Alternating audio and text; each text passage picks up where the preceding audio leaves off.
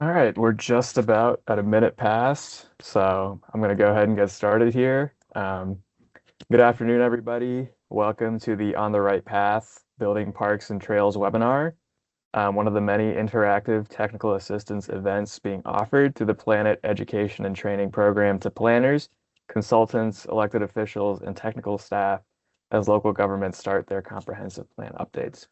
I'm Aryan Awasthi, an associate planner at the Metropolitan Council, and also your moderator for today. So before we start, let's just go over some housekeeping information that you can also find in the chat. Today's webinar is being recorded, so feel free to turn on your live captions within Teams. We'll be sharing a link of this recording with you after the event is complete. We welcome you to revisit this content yourself and also share it with interested colleagues. If you are an AICP member, this event is eligible for 1 CM credit. You must attend the entire event in order to receive your credit, and your credit can be claimed by going to your CM log on the APA website. As we go along here, feel free to send questions and comments in the chat during the entire presentation.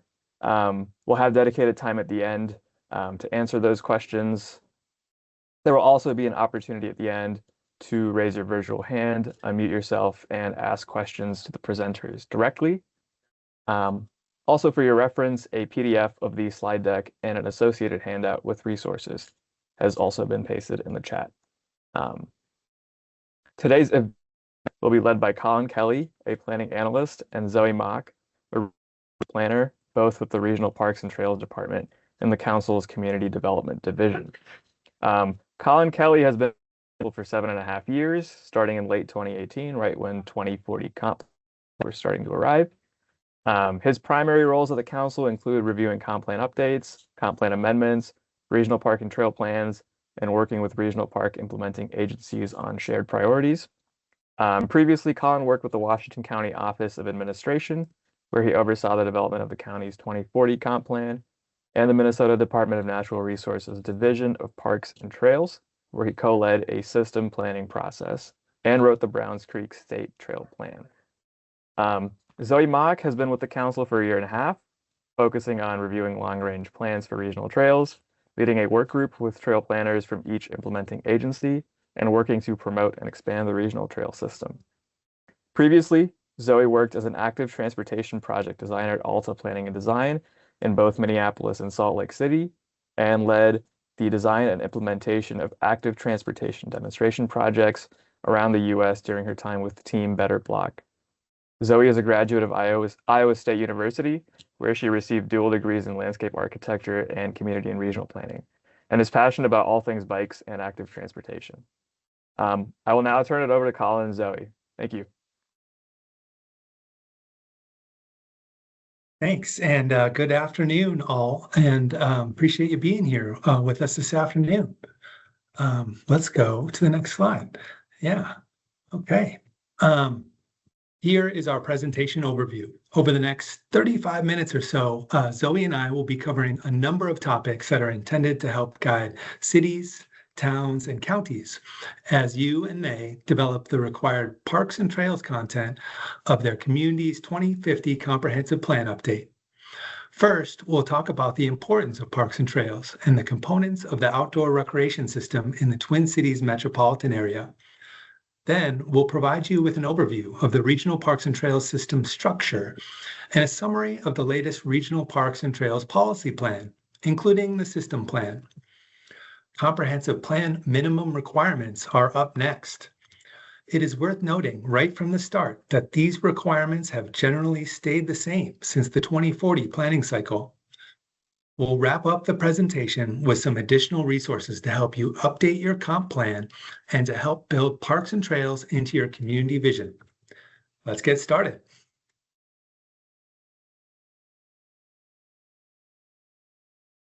The Twin Cities is well known for its parks and trails. In fact, the Trust for Public Land consistently ranks Minneapolis and St. Paul in the top 5 city park systems in the United States, among the 100 largest cities.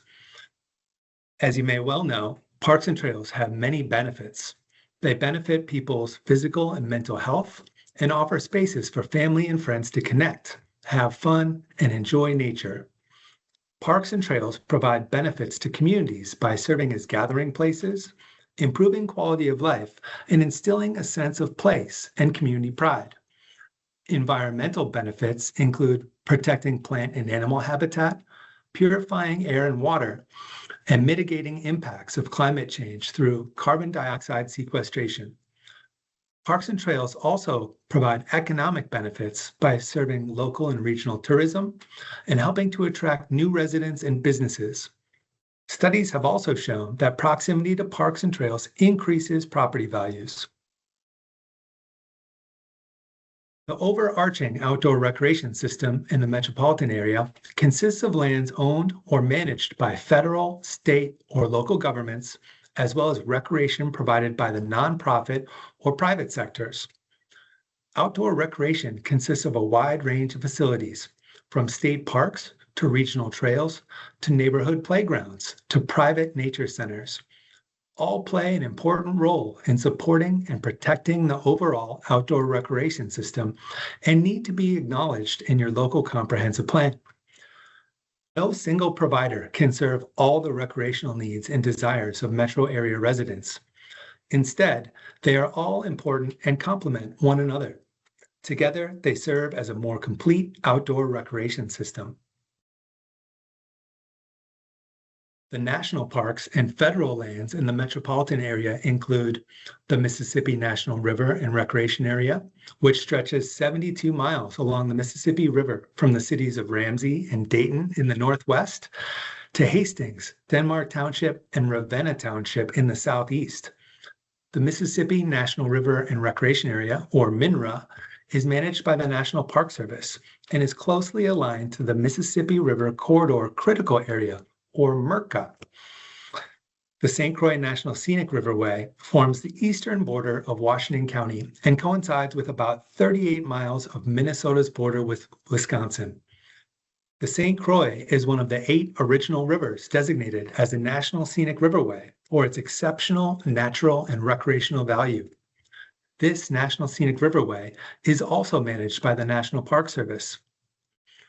Finally, the Minnesota Valley National Wildlife Refuge stretches nearly 70 miles from Bloomington southwest to Henderson.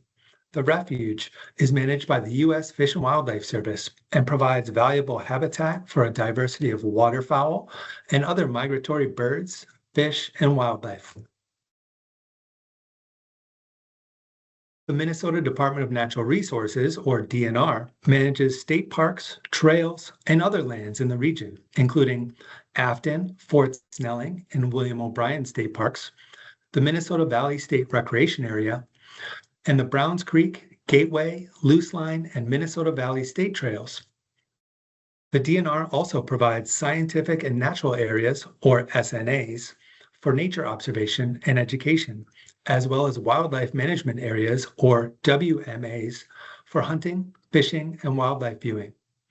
If any of these lands are located within your community, they will be reflected in your system statement, and you must acknowledge them and map them in your comprehensive plan. The next major component of the outdoor recreation system in the Twin Cities is the Regional Parks and Trails System. Many of our region's most well-known and iconic sites are a part of the Regional Parks and Trails System, including Minneapolis Chain of Lakes, Minnehaha, and Como Regional Parks. Our Regional Parks and Trails System is governed by the Metropolitan Council's Regional Development Guide, Imagine 2050, and the 2050 Regional Parks and Trails Policy Plan. The regional system consists of lands that are generally located in nature-based settings that are contiguous to lakes, rivers, and other water bodies, and typically provide passive recreation opportunities. Regional parks and trails often extend into multiple communities and provide recreation and preservation opportunities that local communities may not be able to provide on their own. And while parks are often an important focus of the system, there is a growing regional trail network as well. Local parks are usually smaller and often more intensively developed than state or regional parks and may include playgrounds, community centers, and athletic fields or courts for organized sports. Local parks are often located near schools, community facilities, and are accessible to surrounding neighborhoods. The goal is to serve the local community. Public recreation facilities do not meet all the demands for recreation, and that's okay. Private or nonprofit operations also make substantial contributions to the overall recreation system. Examples of these facilities may include golf courses, downhill ski and snowboard areas, gun clubs, marinas, and nature centers. These spaces complement activities offered by the public sector. Together, federal, state, regional, local, private, and nonprofit park and trail lands make up the overall recreation system in the metropolitan area. Since Metropolitan Council's primary planning focus is on the regional parks and trails system, I'm going to provide a little more background on the system. As you may know, the metro area experienced a lot of population growth in the late 1960s and early 70s. In 1974, the state legislature found that, quote, the pressure of urbanization and development threatens valuable recreational open space areas in the metro area at the same time as the need for such areas is increased. Therefore, immediate action is necessary to provide funds to acquire, preserve, protect, and develop regional recreation open space for public use. This led to the 1974 Metropolitan Parks Act. The 1974 Metropolitan Parks Act established the regional park system. The Metropolitan Parks Act authorized the Metropolitan Council to develop a regional parks policy plan that would identify land, together with state parks and trails, that will reasonably meet the outdoor recreational needs of the people of the metropolitan area and establish criteria and priorities for the allocation of funds for acquisition and development. This groundbreaking legislation helped create a nationally renowned regional park system whose structure is unparalleled in the United States. And with that, I'm going to pass it over to Zoe. Thanks, Colin. While the Met Council supports the regional parks and trails system, we do not own or operate any of the system. The system is owned and operated by the 10 regional park implementing agencies, as you can see on the map at the right. The agencies are defined in state statute as the counties of Anoka, Carver, Dakota, Ramsey, Scott, and Washington. The cities of Bloomington and St. Paul, the Minneapolis Park and Recreation Board, and Three Rivers Park District, which primarily operates in suburban Hennepin County, but partners with other agencies around the metro as well. The role of the implementing agencies is to implement the Metropolitan Council's vision for the regional system. They do this by preparing long-range plans for regional park system facilities, acquiring land, developing and rehabilitating regional parks and trails, and also operating and maintaining the regional park system. Just as the Council relies on strong partnerships with the 10 implementing agencies, our implementing agencies rely on partnerships and coordination with local communities in planning, developing, and operating the system. Regional park and trail long-range plans are a critical piece of maintaining a cohesive regional system. Implementing agencies develop long-range plans for each of their regional parks and trails in coordination with local communities, leaning on public engagement to help determine park boundaries, regional trail alignments, and recreational facilities and amenities. Long-range plans also include plans for natural resource restoration and public awareness efforts once the regional parks or trails are open. The Met Council reviews each long-range plan based on requirements outlined in the 2050 Regional Parks and Trails Policy Plan and the supporting handbook. Upon approval of the long-range plan by the Met Council, implementing agencies are eligible to receive funding for acquisition and development for the proposed project. The approved park boundaries or trail alignments then need to be acknowledged in local communities' comprehensive plans. The Regional Parks and Trails system highlights the unique landscape of the region and contributes to the region's high quality of life. The system currently includes 46 regional parks, 12 park reserves, 56 regional trails, and 8 special features. The system protects over 65,000 acres of land and provides a network of over 487 miles of interconnected regional trails. The regional park system is well loved with over 69 million annual visits. The regional system includes 4 components. First off, we'll go over regional parks. Regional parks are typically 200 to 500 acres in size, but they can be as small as 100 acres. At regional parks, a diversity of nature-based resources are available with access to numerous activities, and more often than not, access to water bodies. Example parks include Lebanon Hills in Dakota County, Minnehaha in Minneapolis, and Lake Waconia in Carver County. 12 park reserves in the system. Park reserves are substantially larger than regional parks, typically 1 to 5,000 acres. To protect the high-quality natural resources in these spaces, 80% of the land is set as habitat, with recreational development limited to 20% of the land. Park reserves provide nature-based recreation and often include nature centers, environmental education opportunities, as well as walking and biking trails. Examples of park reserves in the regional system include Lake Elmo in Washington County, as well as Baker and Elm Creek, both managed by Three Rivers Park District. Next up, we have regional trails. Our system currently includes 56 trails open to the public, spanning over 490 miles. Regional trails are typically off-road facilities and are designed to link regional park system features to one another, as well as to other key community destinations throughout the region. In addition to recreation opportunities, many of our regional trails are used for transportation purposes as well. Last but not least, we have special features. The 8 special features in our system provide opportunities not typically provided in other parks, park reserves, or trail corridors, such as zoos or curated gardens. Just to name a few examples, Gale Woods Farm in Hennepin County features a working educational farm. The Landing in Shakopee provides a historic representation of life in a river town in the 1800s. And the Como Zoo in St. Paul is a great place to look at numerous exotic animal species. And now I'll pass it back to Colin to talk about the policy plan. Thanks, Zoe. State statute requires that the Met Council prepare a Regional Parks and Trails Policy Plan.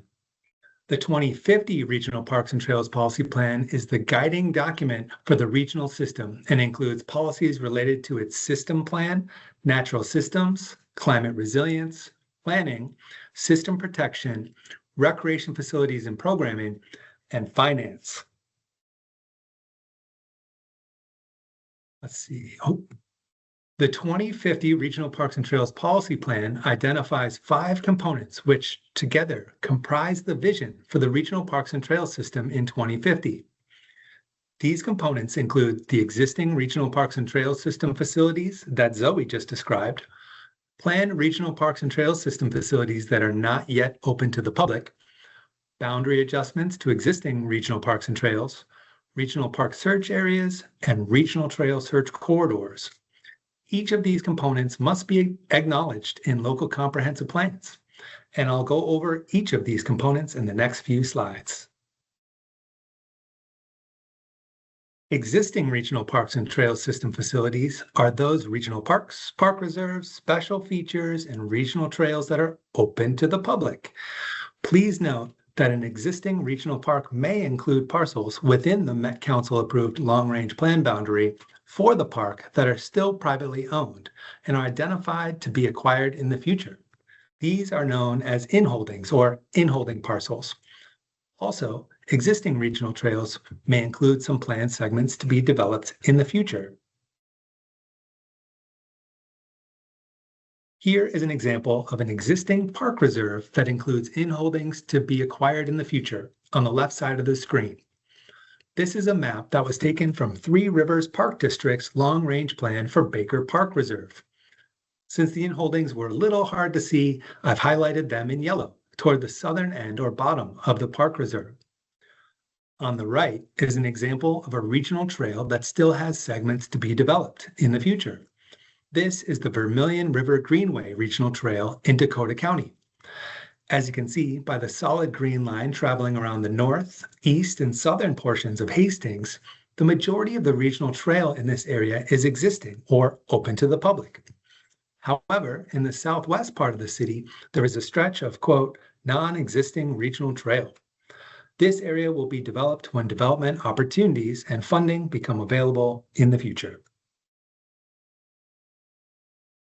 The next component of the system is planned regional parks and trail system units. These include 1 regional park, 1 park reserve, and 16 regional trails. These have Metropolitan Council approved long-range plans, but are in various stages of acquisition and development and are not yet open to the public. For example, Rosemont Greenway Regional Trail has been planned by Dakota County. The route is shown in light green, and the county will work toward acquisition and development of the trail as opportunities arise in the future. The third and fourth components of the 2050 system plan include regional park boundary adjustments and regional park search areas.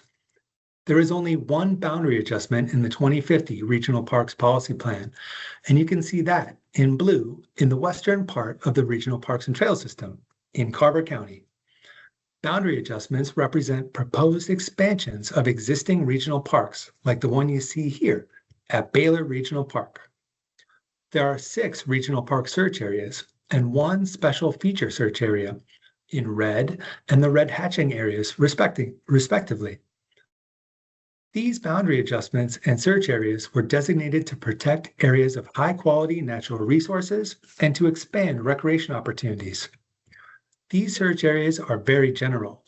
Implementing agencies will be developing a long-range plan or plans in the future to determine boundaries and recreational amenities. The 5th component of the 2050 system plan is regional trail search corridors.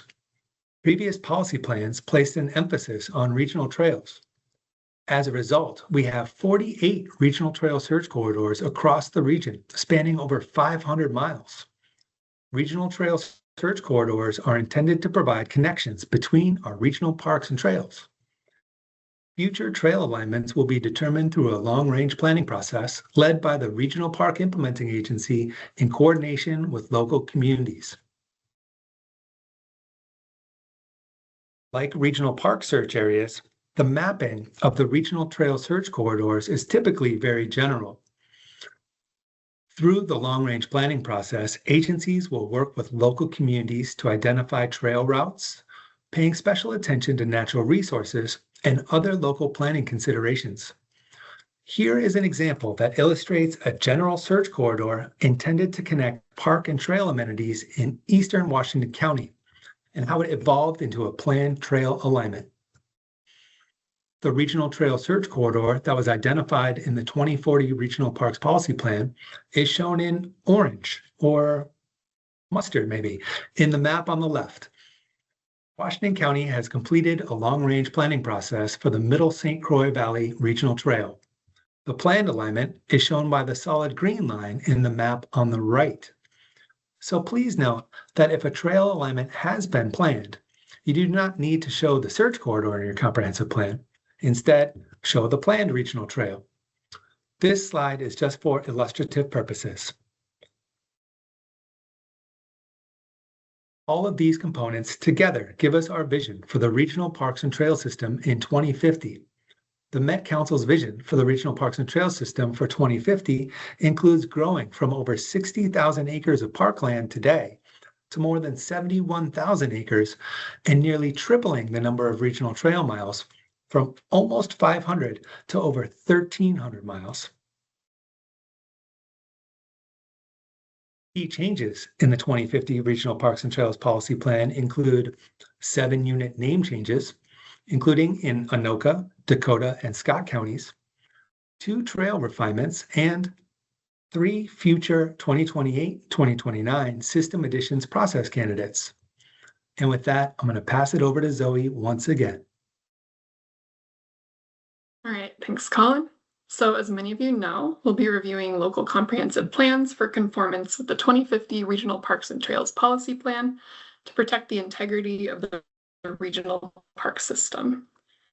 As one of the council's statutorily defined regional systems, the council has the authority to protect the regional system under the Land Planning Act and can require local comp plans if they're found to have a substantial impact on or represent a substantial departure from the 2050 policy plan. To help you ensure your plan is in compliance, we'll give you some background on the plan requirements, as well as additional elements you can include to make a stronger case for parks and trails in your community. First, we'll talk about regional park system requirements. For the first requirement, you'll need to describe, map, and label all regional parks and trail system facilities located in your community. The best way to find this information is to look at your community's system statement document. You should have received this document from council staff, but you can also find it through the council's local planning in the chat. Additionally, you can find a link to regional maps through the handbook that you can use to look at and zoom in on your regional facilities. Please note that regional park and trail long-range plans may have been approved by the Met Council since your system statement was issued, as the 2050 Regional Parks Policy Plan was adopted in 2025, but your plans are due in 2028. Be sure to check with your regional park implementing agency or Met Council park staff like us to ensure you have the most up-to-date regional park boundaries or regional trail alignments. Just to show some examples of what I was just talking about, this is what a system statement document looks like. So at left, you can see the descriptions of your regional facilities, and at right, you'll see a map that includes all of the elements within your community. Then here you can see some examples of how a community approached the map and label requirement in their 2040 comp plan. So this is St. Paul. They produced an existing and planned regional parks and trails map shown at left. And they also produced a parks, trails, and search corridors map that highlights what is existing and planned, but also what is envisioned in the future through trail search corridors shown in red. For the description element, you can see how two different communities approach this. So on the left, you can see Shakopee used more of a paragraph style to describe their parks. And then on the right, St. Paul used more of a table format.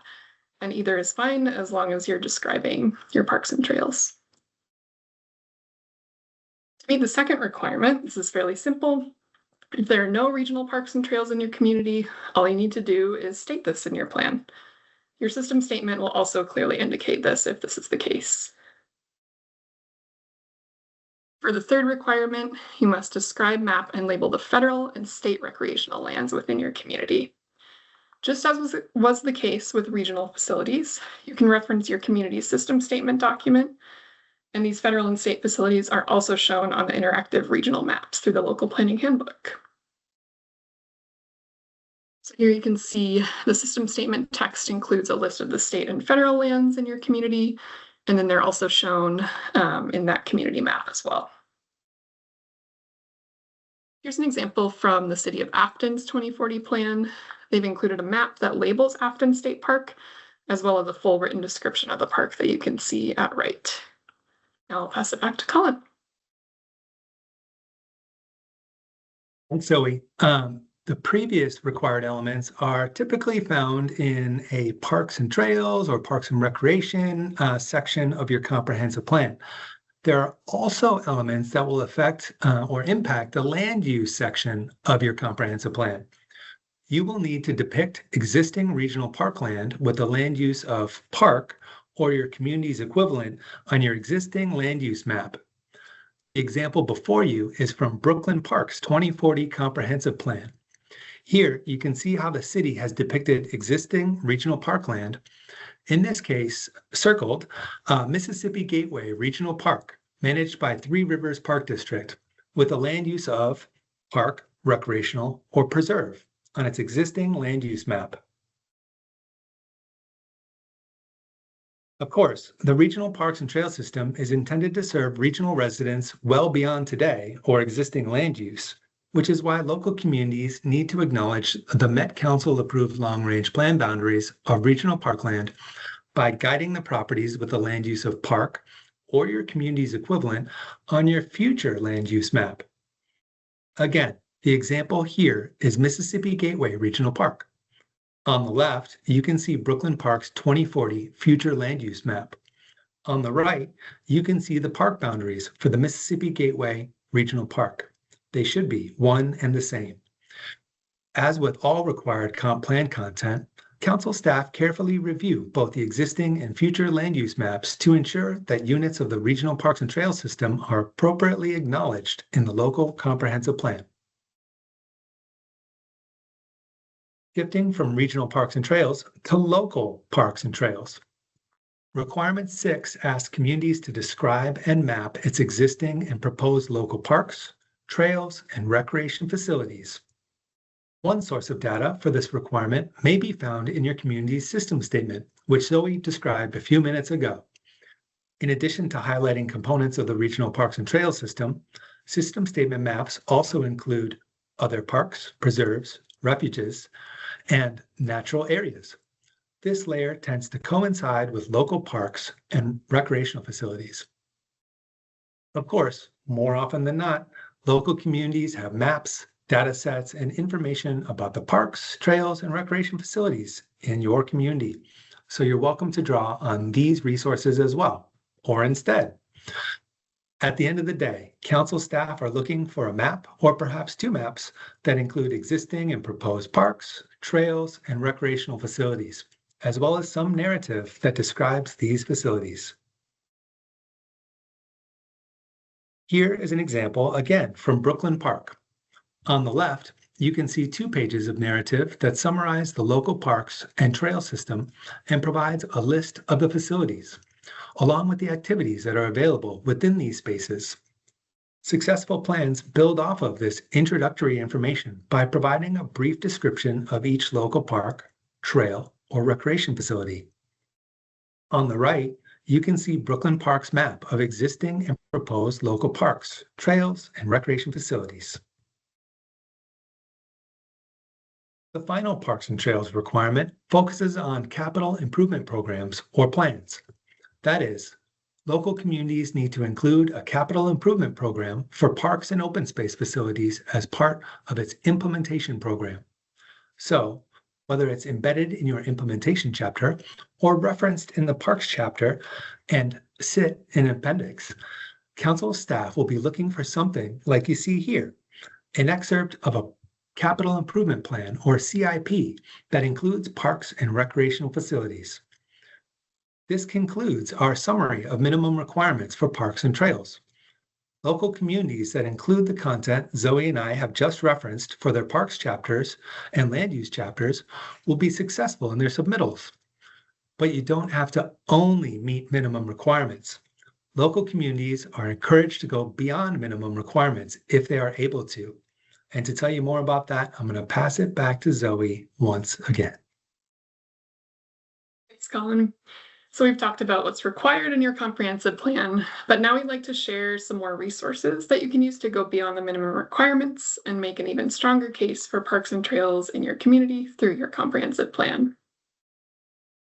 To start, just putting in another plug for the local planning handbook, which I believe we've also linked in the chat. The handbook not only includes resources for how to meet the minimum requirements, but it also includes ways to take your plan a step further. The handbook separates resources by theme, so we'll start with Dive into Regional Parks and Trails Policy. So this slide shows 3 recommendations for learning more about policy. First, we recommend connecting and establishing a good relationship with your park implementing agency. They will help you if you have any questions about any of the regional park or trail system elements. Next, we suggest reviewing the 2050 Regional Parks and Trails Policy Plan.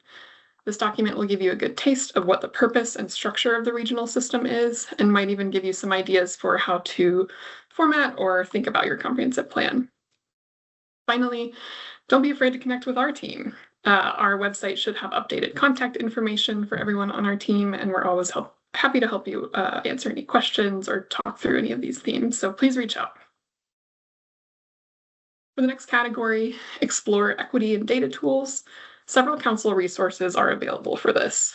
First, we encourage you to explore the Regional Parks and Trails Equity Tool and Equity Considerations dataset. These tools allow you to explore the demographics of residents near regional parks and trails in our system to inform your outreach, planning, and programming. We also suggest you review the Regional Park Use Among Communities of Color resource to learn how to make parks and trails more welcoming to all. The next list of resources included to help take your plan beyond the minimum requirements is specific to local parks and trails.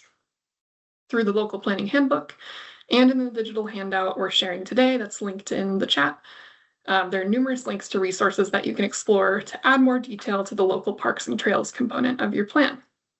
While I won't go through each individual resource today, I did want to highlight the key categories and recommendations. First is integrate natural resources and land use planning. We recommend including high-quality natural resources as part of your local park and trail planning, and addressing the linkage between local land use and local or regional parks and trails. Next is track recreation trends and preferences. Here, we suggest you consider how recreation preferences have changed over time as you plan your local parks. To strengthen connectivity, we like to see connections made between local and regional parks and trails, as well as the Regional Bicycle Transportation Network, or RBTN. And safe routes to school connections, we like to see those prioritized as well. The final category is promote healthy lifestyles.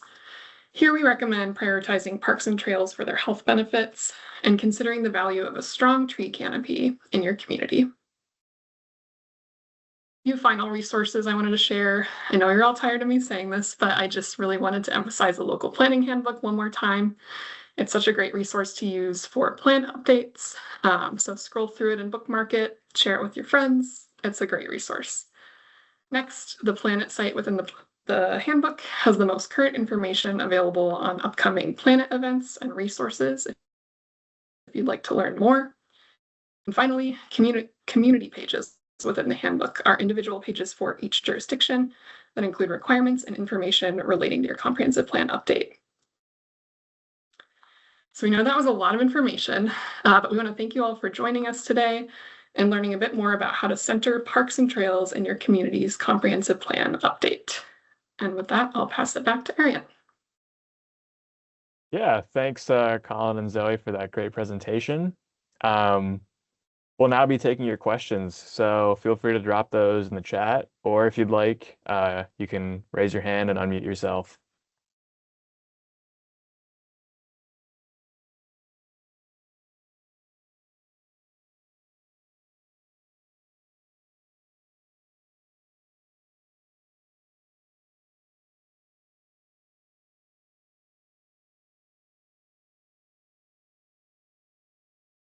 All right, looks like we've got one question coming in. How are you approaching the new natural systems requirements? Adding it to your parks chapter, or is it a separate chapter?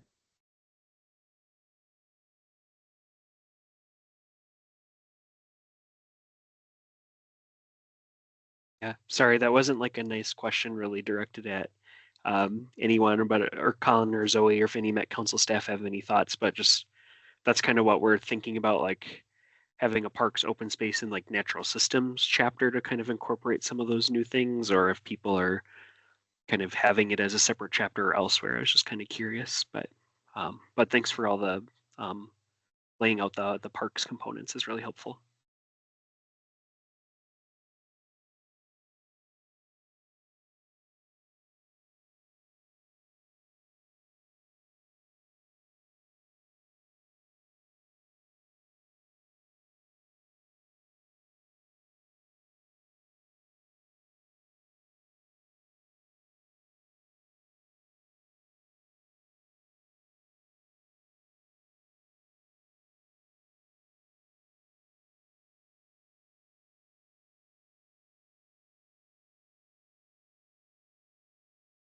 All right. Seeing nothing else, I'll kind of move on to our conclusion here. So as a reminder, 1 CM credit is available for AICP members. You can log the event using the link provided in the chat. Again, if there's no more questions, we want to thank you all for joining today's webinar. We will send a follow-up email next week with a link, a transcript, and a document summarizing questions and answers from this presentation, including ones we may have not been able to get to. There will be more PlanIt events coming up here in 2026. You can find a schedule of upcoming events using the link in the chat. Finally, it would be greatly appreciated if you could complete this short survey. Again, will also be in the chat. Your feedback will help improve PlanIt events in the future. Again, thank you and have a wonderful rest of your day. Thanks, everyone.